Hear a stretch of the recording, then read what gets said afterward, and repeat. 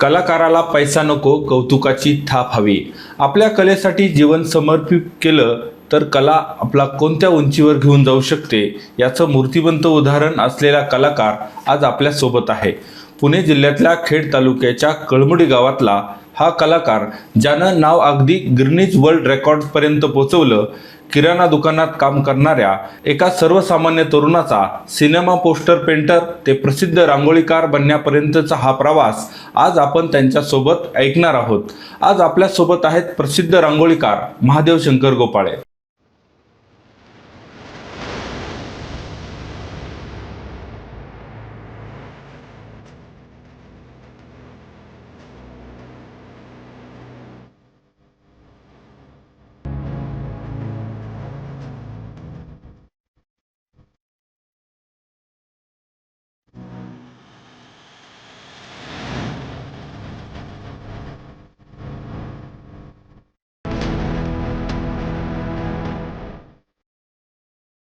Sir नमस्कार. नमस्कार. Khed times मध्ये तुमचं स्वागत. नमस्कार. तुम्ही प्रसिद्ध रांगोळीकार म्हणून जगभर प्रसिद्ध आहात. तुम्ही खरं तर खेड तालुक्याच्या मातीत जन्माला भूमिपुत्र आहात. हा कलाकार कसा घडला खरं तर आपल्या दर्शकांना पाहायला आवडेल. कसा घडला हा कलाकार? खरं तर माझं गाव म्हणजे कळमोडी. ह्या गावात माझा जन्म झाला आणि लहानपणापासून मला कलेची आवड होती. लहानपणापासून म्हणजे जसं शालेय जीवनामध्ये नागपंचमीच्या सणाला वारुळावर नाग बनवणं, गणपती आले की गणपतीच्या मूर्ती बनवणं किंवा सामाजिक कार्यामध्ये मला काम करण्याची खूप आवड होती. आणि हे करत असताना माझ्यातला कलाकार म्हणजे मला शालेय जीवनामध्ये म्हणजे ड्रॉइंग करणं, मुलांच्या वह्या, प्रयोगशाळेतल्या वह्या, त्या वह्यांवरती म्हणजे ते पूर्ण करणं, ती म्हणजे ती आवड मला त्या कलेपासून निर्माण झाली. साधारण वय किती होतं त्यापासून तुम्हाला? त्यावेळेला माझं वय साधारण 15-16 असेल, 14-15 पासून. हो, म्हणजे 7वी-8वी पासून जास्त सुरुवात झाली. 7वी पासून 6वी 7वी पासून. ते तुमचं शालेय शिक्षण काय? शालेय शिक्षण माझं प्राथमिक शिक्षण कळमोडी गावात झालं 7वी पर्यंत. आणि त्यानंतर जे 8वी-9वीचं शिक्षण जे झालं ते रयत शिक्षण संस्था कर्मवीर विद्यालय वाडा येथे झालं. आणि त्यानंतर माझं 10वीचं जे शिक्षण आहे ते नवमहाराष्ट्र नाईट हायस्कूल मुंबई येथे झालं. नाही, तुम्ही डायरेक्ट मुंबईला 10वीचं शिक्षण झालं, पण तुम्ही कळमोडी ते मुंबईत कसे गेलात? काय कसं त्याला काय? हो, ते कळमोडी ते मुंबई हा म्हणजे माझे आई वडील मुंबईला असायचे, मुंबईत नोकरीनिमित्त. तर ज्या वेळेला मी मुंबईला गेलो तर मुंबईला गेल्यानंतर मी एका दूध सेंटरवरती काम करायला लागलो. काम केल्यानंतर मी दुपारी एका रेशनिंगच्या दुकानावर म्हणजे रेशनिंगचा माल जसं आपण आता दिवाळीला वगैरे माल घरी घेऊन जातो तसं मी दिवाळीला माल घेऊन जायचं आणि लोकांना ते पोस्ट करायचं. परंतु ते करताना रात्री मी नाईट शाळेला जायचं, रात्री शाळेला. तर कारण त्या रेशनिंगच्या दुकाना आणि दूध सेंटरवरती काही माझं भविष्य नव्हतं. मला कलेची आवड होती, पण दूध सेंटर असताना माझं एक म्हणजे कैलासवासी कॅलिग्राफर राजन जगताप सर यांची माझी त्यांची भेट झाली. आणि त्यांनी मला सांगितलं की तुझं ड्रॉइंग चांगलं आहे, तू एक काम कर, महाराष्ट्र शासनाचा एक डिप्लोमा आहे. तर त्यावेळेला 8वी पासला वगैरे असलं की ते डिप्लोमात ॲडमिशन मिळालं. मग ते कमर्शियल पेंटरचा एक वर्षाचा मी तो डिप्लोमा केला.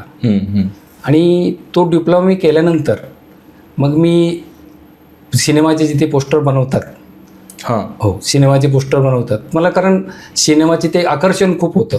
बॅनर वगैरे बनवायचे, पूर्वीचे पोस्टर हाताने बनवायचे. आणि मग मी तासनतास त्या पोस्टर बनवतात तिथे जाऊन उभं राहायचं. तर त्यातलेच एक कलाकार, आमचे ज्येष्ठ कलाकार म्हणजे आर्टिस्ट आहेत बाळकृष्ण गावडे. आणि ज्या स्टुडिओत मी होतो बाळकृष्ण वैद्य, मग त्या स्टुडिओत मला त्यांनी काम करण्यास म्हणजे एक असिस्टंट म्हणून काम करण्यात मला संधी.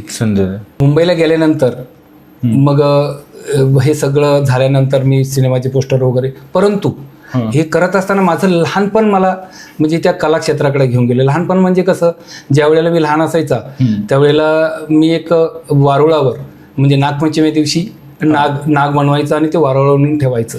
तर त्यावेळेला महिला भगिनी माता भगिनी त्या वारुळावर त्या नागाच्या तिथे म्हणजे त्या लाह्या असायच्या त्या ठेवायच्या की 5 पैसे 10 पैसे. त्यावेळेला खूप आनंद मिळायचा, नागावर व्हायचं ते मग घ्यायचं, ते खूप आनंद वाटायचा त्यावेळेस. आणि त्यानंतर मग लहानपणी मग मातीचे गणपती बनवणं, एक गणपती बनवायचा. पण एक वर्षी मग काय मनात आलं की काय कोणास ठाऊक, मग मी 6 मातीच्या मूर्तीचे गणपती वगैरे बनवले एक त्या वर्षी. तर मग काय झालं त्या वर्षी वाडा गावी खूप म्हणजे त्या गावात खूप पाऊस झाला त्यावेळेला आणि ते 5-6 गणपती बनवलेले. मग माझ्याकडचे सगळं एक गणपती बाप्पा माझ्याकडनं त्या खरेदी केला. मग त्यावेळेला रुपया 2 रुपये काय असतील ते मानधन देऊन त्यांनी एक गणपती बाप्पा माझ्याकडे शिल्लक राहिला. आणि मग तेव्हापासून माझ्या घरात गणपती बाप्पाची स्थापना झाली आणि आत्ताच मागच्या वर्षी आम्ही 50वं वर्ष गणपती बाप्पाचं पूर्ण केलेलं आहे.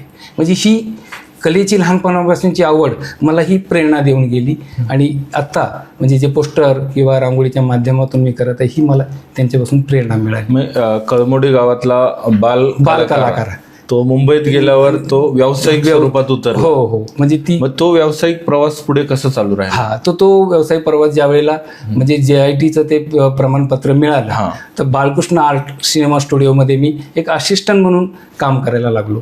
हो, तर त्यावेळेला चित्रपटाचे पोस्टर फार मोठं आकर्षण असायचं. म्हणजे त्या काळी फ्लॅक्स वगैरे नव्हतं. साधारण हे किती साल? हे साधारण 78-79-80 ते साल होतं.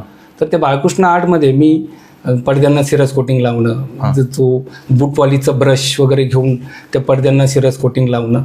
परंतु ते सिरस कोटिंग लावत असताना त्याचा एवढा उग्र वास असायचा ती समोरच्या व्यक्तीला ती किळस वाटायची. पण तरी सुद्धा म्हणजे कित्येक लोक काम करत असताना म्हणजे पाठीमागे एकाने तर माझ्या म्हणजे लात मारली होती की वास येतो म्हणून, परंतु नाही. पण मग ती जिद्द मला त्या कलेतून काहीतरी शिकायचं होतं, मला घडायचं होतं, कला रुजलेली होती. हो, म्हणजे मला ती कला आत्मसात करायची होती. आणि मग ते पोस्टर बनवत असताना मी एक असिस्टंट म्हणून मी काम करत होतो. आणि काम करत असताना 2 वर्ष मी तिथे काम केलं. आणि ते पोस्टरचे सिनेमाचे पोस्टर नंतर एक छोटे 30-40 पोस्टर बनवतात ते चित्रपटाचे पोस्टर ज्यावेळेला थिएटरमध्ये किंवा पब्लिसिटी म्हणून लावत असेल. मग तिथे एक प्रभाकर सोनार म्हणून आमचे आर्टिस्ट होते, ते मला श्रीकांत धोंगडे म्हणून सर आहेत, त्यांचे स्टुडिओ प्रभामधून मला घेऊन गेले. तर तिथे मग मी आपले मराठी चित्रपटांचे पोस्टर्स जसे आर्य संसार, माफीचा साक्षीदार, राघू मैना, चांदणी शिंपीत जा, चोरावर मोर वगैरे असे अनेक चित्रपटांचे पोस्टर स्केचिंग वगैरे फिलअप वगैरे करायचे. म्हणजे मग फायनल प्रभाकर सोनार म्हणून आर्टिस्ट ते फायनल करायचे. म्हणजे ही त्या पोस्टर काळातली सुरुवात होती. आणि ज्या वेळेला तिथे करत असताना म्हणजे आदरणीय आजचे आघाडीचे कलावंत नाना पाटेकर सर ते स्टुडिओत येऊन बसायचे. म्हणजे राघू मैनाचे ते पोस्टर चालू होतं त्यांचं. तर त्यावेळेला ते स्केच करत असताना मला खांद्यावर हात ठेवायचे, शाबासकी द्यायचे, खूप चांगलं करतोय.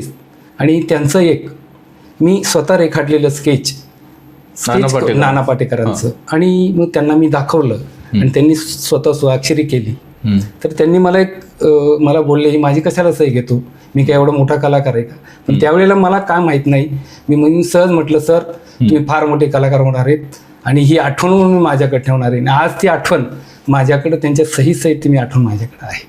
नाही, तुम्ही नाना पाटेकरांना म्हटलं की तुम्ही फार मोठे कलाकार होणार. त्यावेळेस नाना पाटेकरांचं स्टेटस काय होतं? त्यावेळेस नाना पाटेकर बोलले अरे कसा काय होणार मोठा कलाकार, मी काय एवढा हे आहे का? नाही सर म्हटलं तुमचा अभिनय ताकद आहे की तुम्हाला ती घेऊन जाणार आहे. मी त्यावेळेला माझ्या बुद्धीला कसं सुचलं मला माहीत नाही, पण मी शब्द त्यांना बोललेले. आज ते खरोखर पाहिल्यानंतर एवढं अभिमान वाटतो, म्हणजे एवढे मोठे कलाकार झाले आणि त्यांचं स्केच माझ्याकडे आज आहे. एक झालं कलाकार म्हणून तुम्ही, शेवटी तुम्ही गावखेड्यातून गेलात, मुंबईत गेलात आणि जीवाची मुंबई तुम्ही करायला गेला. पण तुम्हाला प्रत्यक्षात एक कला तुमच्यात रुजलेली होती, इच्छाशक्ती होती.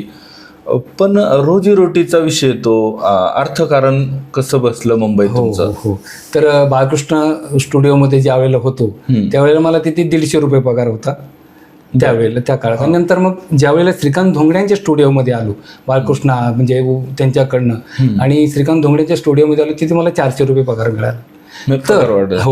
तर 1984 ते 85 काळामध्ये तर ह्या फ्लॅक्सनी डोकं वरती काढलं हा. म्हणजे ऍडव्हान्स टेक्नॉलॉजी कापड हो पडद्यावरनं फ्लॅक्स करणं, पोस्टर डिझाईन, हळूहळू ते बंद होण्याचं म्हणजे सुरुवात झाली. म्हणजे फ्लॅक्स, बॅनर किंवा साईन बोर्ड पेंटर होते ते म्हणजे हळूहळू कमी व्हायला लागलं, म्हणजे एक व्हायला लागलं. तर मला श्रीकांत धोंगडीजी यांनी बोलले की महादेव बाबा, आता स्टुडिओ तर काम काही नाही, तुला कुठेतरी नोकरीचं काहीतरी पाहावं लागेल. मग ते अपडेट कसं केलं? तर सांगतो ना ते. तर ते झाल्यानंतर काय आलं, समोर स्टुडिओ समोर एक खोत नावाची व्यक्ती होती. ते सेंट्रल रेल्वेमध्ये कामाला होते, माटुंगा वर्कशॉपमध्ये. तर त्यावेळेला रेल्वेची खूप मोठी भरती होती 1984 साली, 4th श्रेणी. तर त्यांनी मला हे सांगितलं की भरती आहे, की मी फॉर्म भरतो. चालेल म्हटलं, माझं कोण ओळखीचं नाही, चालेल बोलले. मग त्यांनी तो फॉर्म भरला आणि मी तिथं 1984 साली माझ्या सर्व्हिस लागली. पण त्या अगोदर त्या झेड ब्रिजवरनं मी जात असतो. तो एक किस्सा मला आवर्जून सांगावासा वाटतो. कारण जर माणसाची इच्छाशक्ती, मनातले जे व्ह्यूज असतात ते उतरवण्याची ताकद आपल्या म्हणजे शरीरात आणि मनात असते. तर ती कशी, तो एक आवर्जून मी किस्सा तुम्हाला सांगतो. त्या ब्रिजवरनं मी ज्या वेळेला जायचं, दररोज मी 4-5 वर्ष जायचं, तर त्या जाळीतून मी त्या वर्कशॉपमध्ये डोकून पाहायचं, असं काम कसं करतात, काय चाललंय, काम काय चाललंय. तर त्या पेंट शॉपच्या ज्या गाड्या मी पाहायचं पेंटिंग करताना, आणि तर मनामध्ये मला असं इच्छा हे व्हायची की मला या कारखान्यात नोकरी लागली तर किती बरं होईल. आणि मग ती 1984 साली त्यावेळी जी भरती होती, त्या सरांनी माझा फॉर्म फिलअप केला, तिथपर्यंत मी इंटरव्ह्यू दिलो आणि त्या इंटरव्ह्यू पास झालो. आणि 1984 साली माझी इच्छाशक्ती जी होती किंवा जिथं मला नोकरी मिळावी आणि ती पूर्णत्वात गेली. म्हणजे मला ती 1984 साली मला रेल्वेत नोकरी मिळाली. तुम्हाला नोकरी तर लागली, हो, कलाही तुमची जोपासत होत्या, पण नोकरी आणि तुमची मनातली जी उचंबळून असलेली जी कला आहे ती समतोल कसा साधला, नोकरी आणि कला कशी जोपासली तुम्ही? कारण माणसाकडे जर तुम्हाला जर आवड असेल, जिद्द असेल, तर तुम्ही कोणतीही कला जोपासू शकता. तर नोकरी करत असताना आणि खरोखर खूप चांगली मध्य रेल्वे, सेंट्रल रेल्वे, माटुंगा वर्कशॉपमध्ये मला 4th श्रेणी नोकरी मिळाली. आणि कामही मला पेंटिंगचंच मिळालं, पेंटिंग वगैरे, किंवा काही गाड्या वगैरे असायच्या, त्या गाड्यांवरती काही चित्र वगैरे काढायची असायची. समजा एखादी गाडी पुणे ती मुंबई, ते तेव्हा आम्ही CSTचं किंवा सिंहगडाचं चित्र, ती पाटी वगैरे करून अशी काही चित्र त्या गाड्यांवरती मी केलेली असायची. किंवा जे नंबर्स वगैरे असतात किंवा काम वगैरे असतात, ते काम अगदी मनसोक्त आनंदाने मला रेल्वेकडनं मिळालं. आणि मनातली इच्छा, जी पेंटिंगचं काम होतं तेच माझ्या हातातला ब्रश, ते नोकरीत मिळालं. म्हणजे ती एक इच्छाशक्ती, खूप चांगलं झालं. परंतु नोकरीत असताना सुद्धा मी नोकरीच्या कधी आड गेलो नाही, किंवा नोकरी असताना सुद्धा माझी ड्युटी संपल्यानंतर मी तिला जोपासण्याचा प्रयत्न केला. केव्हा तर मी कामावून सुटल्यानंतर मी पुण्याला येऊन रात्री रांगोळ्या करून सकाळी पुन्हा 6ला मुंबईला येऊन मी माझी नोकरी सांभाळली. आणि त्याविषयी फारच अडचणी असेल, कुठं मोठे कार्यक्रम असतील, तर मग त्यावेळेला स्वतःच्या सुट्ट्या घेऊन किंवा मग मी कला जोपासलेली आहेत.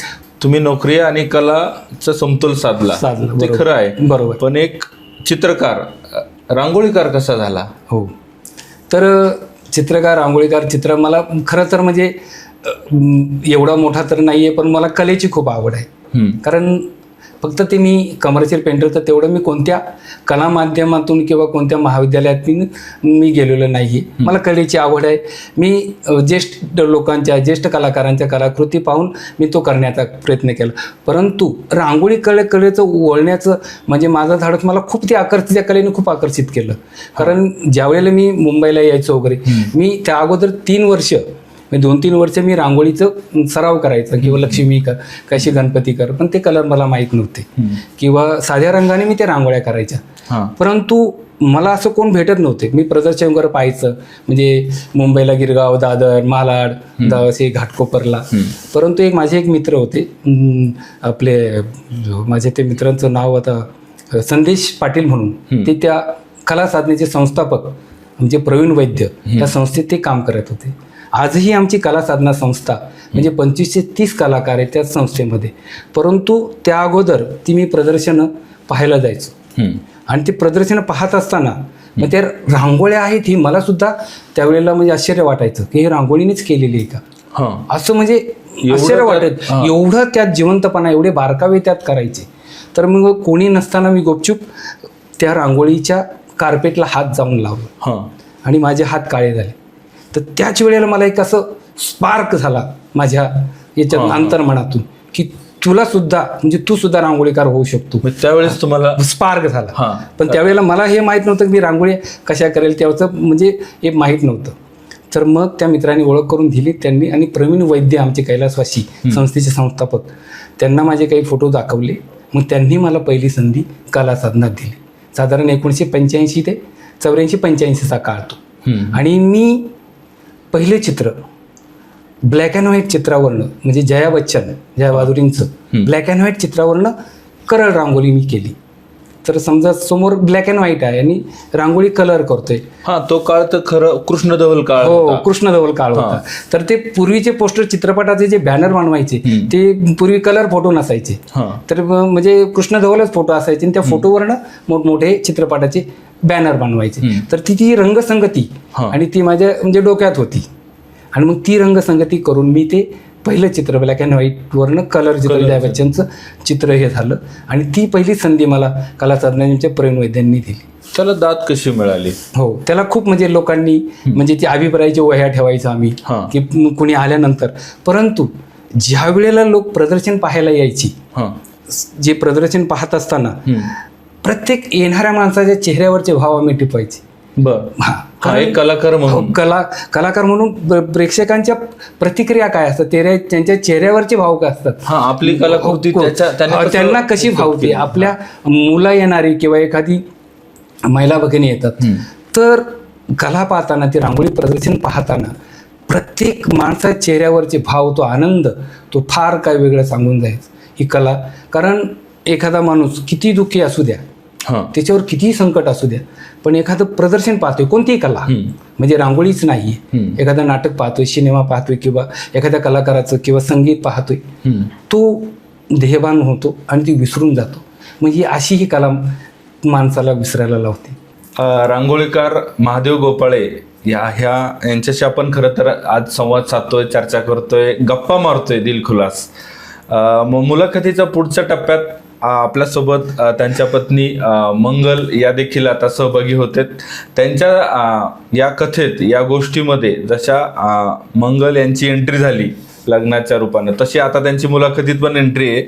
आणि यानंतर आपण या गोपाळे दाम्पत्याशी अजून पुढचा त्यांच्या यशाचा टप्पा पूर्ण करणार आहोत. तुमचं लग्नच झालं तर काय म्हणजे लग्नाचा पुढचा टप्पा कसा, कार्यक्रम कसा झाला, काय पाहण्याचा कार्यक्रम, काय पाहण्याचं काय, आता गावच्या ठिकाणी आई वडील किंवा भाऊच लग्नाचं ठरवतात, पाहतात.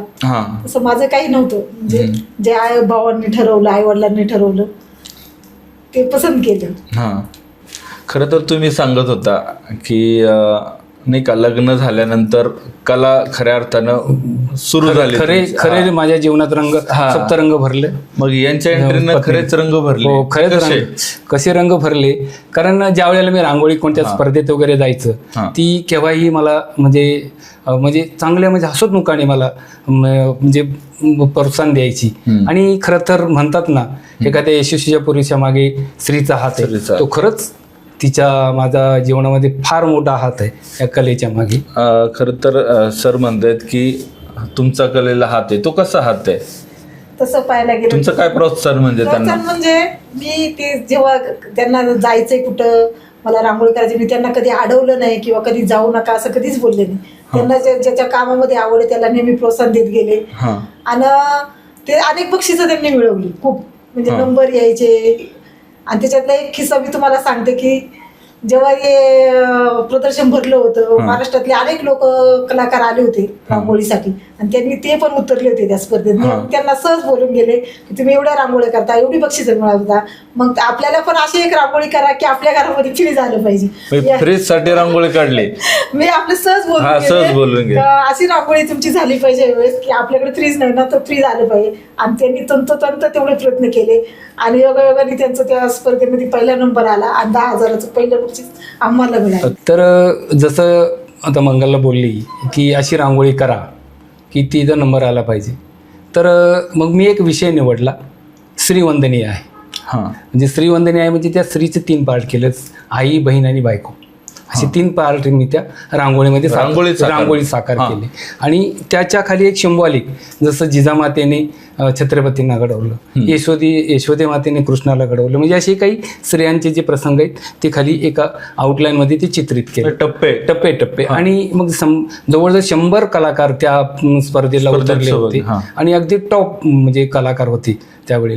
आणि मग उत्तेजनापासून जी नंबरची सुरुवात झाली आणि जागतिक म्हणजे ज्यांनी रांगोळीला सुरुवात केली किंवा गुणवंत मांजरेकर त्या स्पर्धेचे परीक्षक होते आणि ती टप्पी सुरुवात झाली नंबर यायला वगैरे, उत्तेजनापासून म्हणजे द्वितीय तृतीय असे हे. आणि म्हटलं प्रथम नंबर मग माझं नाव डिक्लेअर आले त्यावेळेला. म्हटलं खऱ्या अर्थानं फ्रीज, आणि खऱ्या अर्थानं ती प्रेरणा ती मिळाली आणि खऱ्या अर्थानं तो पण फ्री झालं. ते 10,000चं बक्षीस खऱ्या अर्थानं बक्षीस श्रीवंदनीय आहे. माझा असाच एक प्रेरणादायी प्रसंग आहे किंवा जुन्या काळामध्ये म्हणजे फारसे टी व्ही दूरदर्शन नसायचे, म्हणजे गावानं मी मुंबईला यायचं तर त्यावेळेला म्हणजे दूरदर्शन नसायचं, म्हणून दुसऱ्यांच्या घर म्हणजे दरवाज्यात पाहून किंवा पाहून टी व्ही पाहायचं. तर एक दिवस असाच प्रसंग आला, तर काहीतरी मॅच वगैरे काहीतरी चालू होती आणि एका खिडकीला लटकून मी ते दूरदर्शनवर मी ते मॅच पाहतो. तर ते मी खिडकीला लटकलोय म्हणून एक त्या घरातला तो मालक आला आणि मला पकडलं, 2 माझ्या कानपाटीत लगावले. तर लगावल्यानंतर मी तो कालांतर माझा हे गेला. तर एकदा दूरदर्शनवरती अशा काही मुलाखती चालल्या होत्या. तर मुलाखती चालू असताना आम्ही दोघंही मंगलने इच्छा प्रकट केली की तुम्ही का ना दूरदर्शनवर गेले. खरोखरच मी इच्छा प्रकट केली. सगळ्यांच्या कलाकारांच्या रांगोळ्या, कोणाचे कार्यक्रम काय सगळं टीव्हीवर पाहता येतं. मग तुम्ही तुमच्या अंगात एवढी कला आहे तर तुम्ही का दिसावं नाही दूरदर्शनवर. मला तर अगदी मनापासून इच्छा आहे की तुम्ही पण दूरदर्शन दिसले पाहिजे. आणि योगायोगाने असं झालं की त्यांची मुलाखत टीव्हीला आली, टीव्हीवर दूरदर्शन योगायोगाने ते दूरदर्शनवर दिसले. मी बोलले तुम्ही एकटे दिसलेत पण आम्हाला केव्हा दूरदर्शनवर सगळ्या घराला. आणि आमच्या घरी गणपती असतो, दरवर्षी डेकोरेशन असतं वेगवेगळ्या पद्धतीचं. मग एक वर्षी त्यांनी वृक्षतोडीचं डेकोरेशन केलं होतं आणि योगायोगाने ते पत्रकार आले पण, आणि आम्ही सगळं अख्खं घरदार टीव्हीवर दिसलो. असं 2 वेळा आमच्याकडे घडलं, म्हणजे सगळं कुटुंब टीव्हीवर आलं, ते सुद्धा आले. आणि संपूर्ण महाराष्ट्रामध्ये आम्ही सगळे घरातली माणसं, आमचा गणपती, ही आमची इच्छा पूर्ण झाली. तुम्ही ज्या इच्छा व्यक्त करतायत त्या इच्छा पूर्ती होते. पूर्ण केल्या त्यांनी कलेच्या माध्यमातून. पत्नी मंगलनी म्हणजे प्रत्येक गोष्टीमध्ये ज्या कलेच्या माध्यमातून ज्या इच्छा व्यक्त केल्या होत्या प्रत्येक स्पर्धेमध्ये, ती 10,000ची पण ती इच्छा पूर्ण झाली. आणि एक दुसरी इच्छा व्यक्त केली की तुम्हाला मला दूरदर्शनवर पाहायचंय, तर विचारांच्या पलीकडे या दूरदर्शनवरती अंशुन विचारांनी यांनी घेतलेली मुलाखत ती सुद्धा पूर्ण झाली. आणि जी इच्छाशक्ती, अजून एक इच्छाशक्ती होती की तुम्हीच दूरदर्शन दिसलात, आपलं संपूर्ण कुटुंब केव्हा दिसणार, तर ती सुद्धा ती कशी पूर्ण झाली. हो, तर ती एक सामाजिक संदेश गणपती बाप्पाचा दिला होता आम्ही, वृक्षतोड. तर त्या माध्यमातून आमचं संपूर्ण कुटुंब एक सामाजिक संदेश दिला आणि त्या माध्यमातून ABP माझावर ती आमची संपूर्ण कुटुंबाची स्पर्धा असतात, त्या स्पर्धेमध्ये आमच्या गणपतीचा नंबर आला आणि ते सगळेजण टीव्हीवर. अरे वा, ती इच्छा पूर्ण झाली. रांगोळी या कलेतून तुम्हाला खरं तर समृद्धी मिळाली, मग ती आर्थिक स्वरूपात असेल, मानसिक असेल, कौटुंबिक सुद्धा तुम्हाला त्या माध्यमातून एक समृद्धता मिळाली. बरोबर. असं काही आवर्जून सांगण्यासारखे काही प्रसंग, काही किस्से किंवा काही अशा घटना असतील की तुम्हाला त्या आवर्जून आपल्या प्रेक्षकांना सांगायचं वाटतं? नाही, नक्कीच. कारण घाटकोपरला भटवळती विमानं वगैरे जायची आणि त्या विमानाकडे मी पाहायचं. तर पाहिल्यानंतर एक मनात एक इच्छाशक्ती निर्माण झाली की ही रांगोळी कला आपली परदेशात गेली पाहिजे. रांगोळी कला. तर माथेरान सेंट्रल हॉटेलला मी जवळजवळ 25-30 वर्ष रांगोळी करायचं, म्हणजे पर्यटकांसाठी, म्हणजे क्रिसमस आणि दिवाळी, तर थोडीशी रांगोळी आम्ही म्हणजे ठेवून द्यायचं आणि त्या प्रेक्षकांसाठी ती रांगोळी आम्ही डेमॉन्स्ट्रेशन करायचं. तर तिथे एक सेव्ह लँडचे पर्यटक आले होते, त्यांनी ते फोटो काढून मला पाठवलं आणि ते पाहिल्यानंतर मला एक मनामध्ये इच्छा उत्स्फूर्त झाली की आपली ही इथे या जागेवर गेलो तर किती चांगलं होईल. तर त्यानंतर स्वित्झर्लंड, तर त्यानंतर बाळकृष्ण आर्ट वैद्य इथे पोस्टर बनवण्याचं एक डेमॉन्स्ट्रेशनचं काम स्वित्झर्लंडला होतं. तर त्यांनी मला आवर्जून फोन केला का असं आहे तर त्यांच्या मार्फत मी 2002 साली म्हणजे स्वित्झर्लंडला गेलो, पोस्टर बनवलं आणि तिथे 6 तासात एक लाईव्ह डेमो रांगोळीची तिथे हे केलं. हा म्हणजे जीवनातला फार मोठा प्रसंग आहे, म्हणजे तो आहे.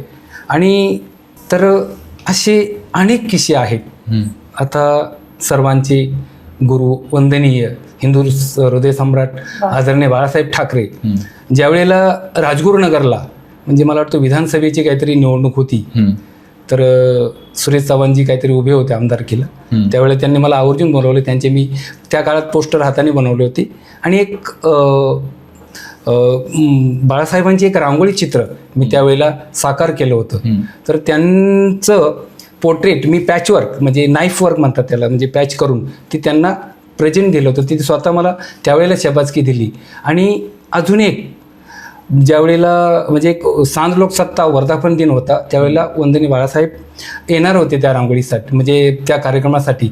तर तोच पेपर, तेवढाच पेपर मी रांगोळीने केला होता आणि तो एक कॉलम असतो 1 इंचाचा 1.5 इंचाचा, त्यामध्ये आदरणीय बाळासाहेबांचं एक त्या रांगोळीतल्या त्या पेपरवरती ते मी रांगोळीने चित्र काढलं. एक पेपरच पूर्ण, पण तो कॉलम सुद्धा ते रांगोळीनं तेवढाच फोटो सुद्धा रांगोळी काढलं. त्यानंतर साहेब आल्यानंतर त्यांनी रांगोळी पाहिल्यानंतर मला जी मिठी मारली आणि कलेचे खूप म्हणजे आदर करणारे, म्हणजे तो एक फार म्हणजे माझ्या जीवनातला खूप विस्मरणीय प्रसंग आहे. आणि लीलावती हॉस्पिटलमध्ये मी जवळजवळ 12 वर्षे रांगोळ्या करायचं, म्हणजे नुसत्याच रांगोळ्या नाहीत, प्रत्येक सणांची रांगोळी. तिथल्या ट्रस्टीने मला ती रांगोळी आणि 3ऱ्या माळ्यावरती बॉक्स करून ती रांगोळी ठेवायची, म्हणजे तिथे सगळे सेलिब्रिटी. तर ती म्हणजे बाळासाहेब एकदा चेकिंगला आले तिथे हॉस्पिटल, लीलावती हॉस्पिटलमध्ये त्यांची ट्रीटमेंट चालू होती.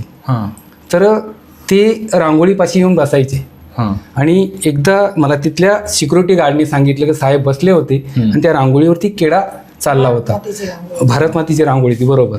आणि ती किडा खाली आल्यानंतर तो साहेबांनी उचलला आणि बाजूला टाकला. अरे त्या कलाकारांनी किती मेहनत केली, म्हणजे एवढी त्यांना आदर होती. आणि नंतरचा प्रसंग ज्यावेळेला बाळासाहेब आजारी होते, वरती बाळासाहेब आजारी होते आणि मी खाली रांगोळी करत होतो आणि मागे उद्धव साहेब केव्हा उभे राहिले मला माहीत नव्हतं. मग ही कला खरी समाधी लागते रांगोळी कलेत, म्हणजे कोणती कला, म्हणजे ती समाधी अवस्थेत मी गेलो होतो. खरोखरच हे रांगोळी टाकताना इतके मग्न होतात की एकदा रांगोळी टाकताना त्यांच्यासमोर चिवडा आणून ठेवला होता. त्यांना माहीत पण नाही का हा चिवडा आहे की रांगोळीचा कलर आहे. त्यांनी डायरेक्ट तो चिवडा उचलला आणि केलेल्या रांगोळीवर टाकला. म्हणजे एवढी रांगोळी करताना त्यांना समाधी लागते की ते भान पण राहत नाही की आपण असं बाजूला काय ठेवले आणि काय करायचं आपल्याला. तुम्ही सगळे गोड अनुभव, सगळं सुखकारक तुम्हाला चित्र दिसतंय, घरून तसा सपोर्ट मिळाला आहे. पण ह्या कलाकाराला थोडेसे कडू अनुभव पण आले असतील ना, आणि ते प्रसंग काय आहेत? हो, कडू अनुभव तो भरपूर आहेत, परंतु काही जे कडू अनुभव आहेत किंवा काही जे प्रसंग माझ्यावरती आलेले आहेत आणि हे आवर्जून मी सांगण्याचा प्रयत्न करतो. कारण एकदा देहूला भारताच्या राष्ट्रपती प्रतिभाताई पाटील येणार होत्या आणि मला रांगोळी करण्यासाठी पाचारण केलं होतं. मग मी तिथे पोचलो, रांगोळी वगैरे मी चालू केली, साधारण 8-9 वाजता रांगोळी चालू केली. तर साधारण पावसाचे दिवस होते, दसऱ्याचा वगैरे, आणि आयोजकांनी माझ्या पाठीमागे बॅनर लावला होता, म्हणजे हवा येऊ नये, सेफ्टी येऊ नये. तर रांगोळी करत असताना अर्धी रांगोळी झाली माझी आणि पाऊस आला. पाऊस आल्यानंतर ते वादळामुळे, ती हवेमुळे ते बॅनर माझ्या अंगावर पडून सगळी रांगोळी विस्कटली गेली. मग अशा वेळी काय? अशा वेळी आता पहा ना, तुम्हीच पहा, म्हणजे त्या कलाकारांनी किती प्रसंग आणि किती सावधगिरी बाळगायला पाहिजे. मग न डगमगता, न भीती हे करता, मग ती पुन्हा रांगोळी मी ती पुन्हा पुसली मी आणि पुन्हा नव्याने चालू केली.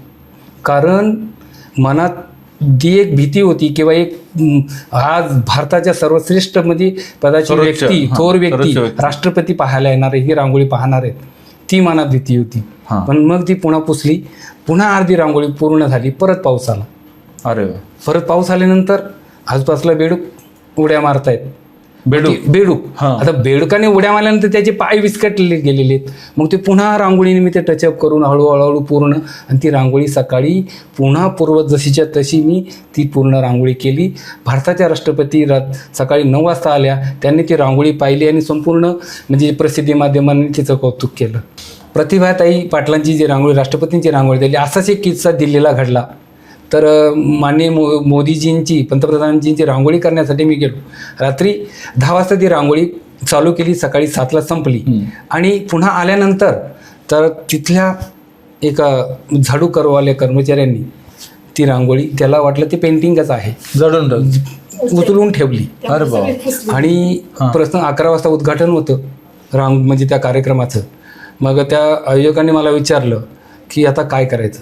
मी क्षणभर थांबलो. क्षणाचा विलंब न लावता मी त्याच स्केचवर पुन्हा 3-4 तासात रांगोळी पूर्ण केली. आणि त्याचं लाईव्ह कास्ट संपूर्ण म्हणजे दिल्लीचे प्रेक्षक किंवा टी व्हीवाले, दूरदर्शनचे सगळ्यांनी लाईव्ह कास्ट केलं होतं. म्हणजे हे प्रसंग म्हणून प्रत्येक कलाकारानं न डगमगता आपली इच्छाशक्ती दानगी करून त्या प्रसंगाला सामोरं गेले पाहिजेत. कलाकारांना असे प्रसंग येतात, त्याला न डगमगता सामोरं जायला पाहिजे. असाच एक वेदनादायी प्रसंग होता की कुडाळला एका आर्ट कॉलेजच्या मुलांना मला रांगोळीचं डेमॉन्स्ट्रेशनसाठी बोलवलं होतं. मी सकाळी 6 वाजता उतरलो, आंघोळ वगैरे करून 9 वाजता मी ती रांगोळी चालू केली. आणि रांगोळी करत असताना मुलांना मार्गदर्शन करत होतो की माझी रांगोळी अर्ध झाली, पण त्यांना मी मार्गदर्शन करत होतो की काही प्रसंग कलाकारांना असे येतात किंवा एखादा नाट्य कलाकार असतो, सिने कलाकार असतो, त्याची शूटिंग चाललेली असतात किंवा नाटकाचा प्रयोग चाललेले असतात की त्याला फोन येतो, दूरदर्शन किंवा काही त्याला फोन येतात आणि ते सांगतात की तुमच्या घरात असे प्रसंग घडलीत, कुणी जवळची व्यक्ती गेलेली आहे, कुणाचं काय निधन झालं किंवा काय.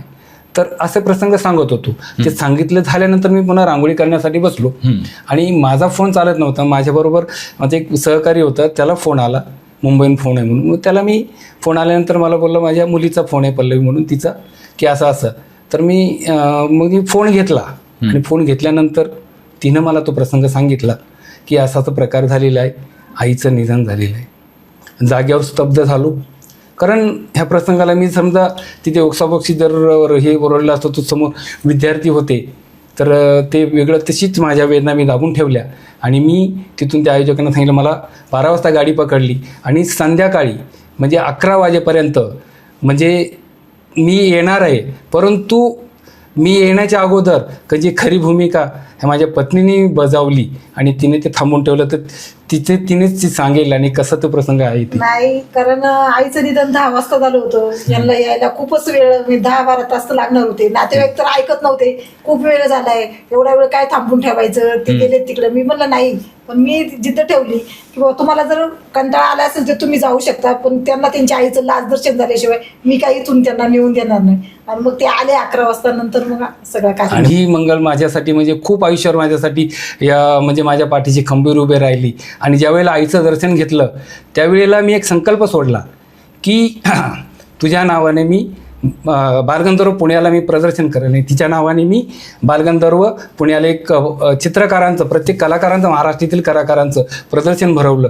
त्यातमध्ये सुद्धा मंगलनी खूप मोलाचं सहकार्य केलं. म्हणजे त्या फ्रेम डोक्यावरून ठेवून आम्ही त्या प्रदर्शन पूर्ण महाराष्ट्रात म्हणजे आईचा जो संकल्प सोडला आणि ते प्रदर्शन पूर्ण केलं. आणि त्यातून जी काही पुंजी मिळाली, त्यातून जे काही मिळवलं ते गरीब मुलांना किंवा ज्या शाळेत आहेत, जी शाळेत मुलं, त्यांना ड्रॉइंगचं किट आम्ही तिच्या नावाने ते मुलांना वाटलं.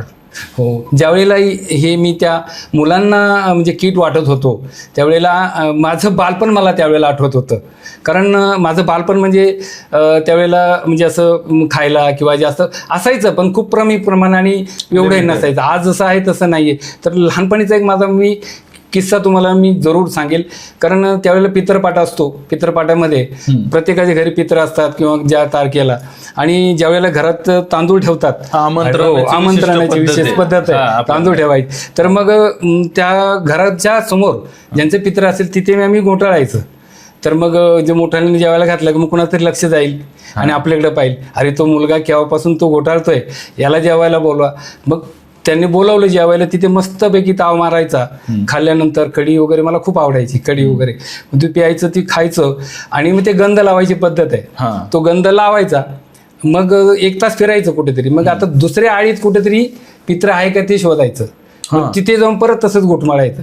मग ते लोक म्हणणार अरे त्या पोराला बोलवा, मग तिथेही जेवायचे. म्हणजे हे असे आनंददायी किस्से आहेत. आज भरपूर खायला आहे पण ते खाऊ शकत नाही. तो आनंद नाही, तो आनंद नाही, तो आनंद. ह्यांच्या डोळ्यात पाहिजे. आता हे हे सर्व किस्से, हे सर्व मला कलेने खूप काही हे दिलं, मिळून दिलं. आणि माझं म्हणजे ह्या 46 वर्षामध्ये जवळजवळ 3,000पर्यंत मी 3,500-3,000पर्यंत रांगोळ्या केल्यात. आणि त्यातूनच एक भारत वर्ल्ड रेकॉर्ड माझं वैयक्तिक रांगोळीतून समाज प्रबोधन हो हे केल्याचं मला भारत वर्ल्ड रेकॉर्डचं ते अवॉर्ड मिळालं.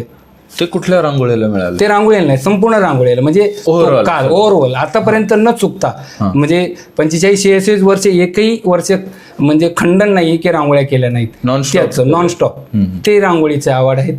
आणि गिनीज बुकचं झालं, स्टार इंडिया एक अवॉर्ड आहे, परत गिनीज वर्ल्ड रेकॉर्डचं एक सहभागाचं प्रमाणपत्र आहेत, परत राजगुरुनगर तालुक्याचं एक आहेत, घाटकोपर भूषण आहेत. असे अनेक प्रसंग. आता जीवन गौरव एक मला पुरस्कार मिळणार आहे. अशा ह्या कलेच्या माध्यमातून असे अनेक पुरस्कार मिळालेले आहेत. रांगोळीकार महादेव गोपाळे यांनी तर त्यांचं थोडासा कमी शब्दात कमी वेळेत जीवन प्रवास सांगितला. तुमच्या ख्याली हा कलाकार कसा आहे?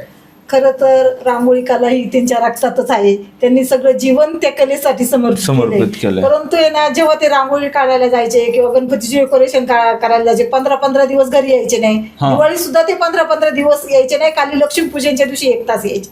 माझ्या घराला खंदील लावायला सुद्धा ते नसायचे. मुलं विचारायची पप्पा कुठे आहेत काय, पण मी त्यांना कधी अडवलं नाही. त्यांनी त्यांची कला साकार केली, त्यांचं नाव झालं. पण या कलेमागं एखादी पत्नी जरी असेल, हा कलाकार खूप मोठा आहे, सगळ्यांना माहिती आहे, पण त्याच्या मागे पत्नीला सुद्धा खूप त्यागाची भूमिका घ्यावी लागते.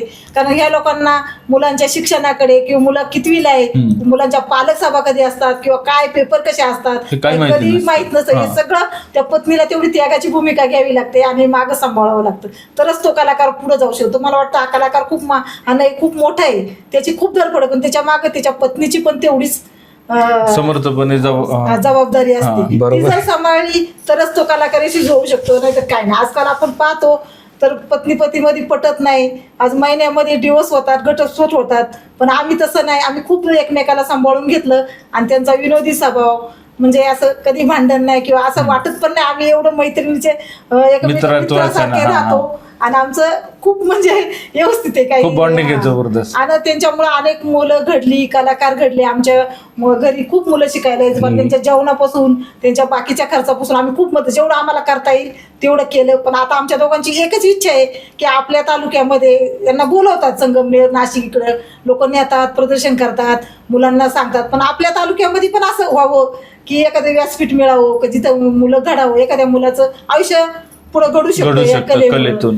एखाद्याला शिक्षणाची आवड नसते ते या रांगोळीमुळे त्याचं सगळं जीवन पुढे होऊ शकतं व्यवस्थित.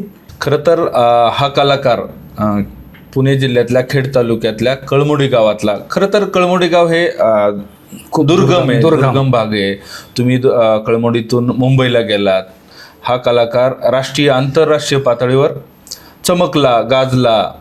पण या कलाकाराला आपल्या गावासाठी, आपल्या भागासाठी, आपल्या प्रांतासाठी काहीतरी देणं लागतं. म्हणून तुमच्या काही डोक्यात काही आयडिया, काही कल्पना ठेवल्यात का तुम्ही? नाही, नक्कीच. कारण जसे काही प्रत्येक शहरांमधून, मुंबई, पुणे किंवा काही शहरांमधून काही प्रदर्शने वगैरे होतात किंवा शाळेतून मुलांची प्रदर्शनं होतात, त्यातून चित्र निवडली जातात, काही रांगोळी कलाकार निवडले जातात.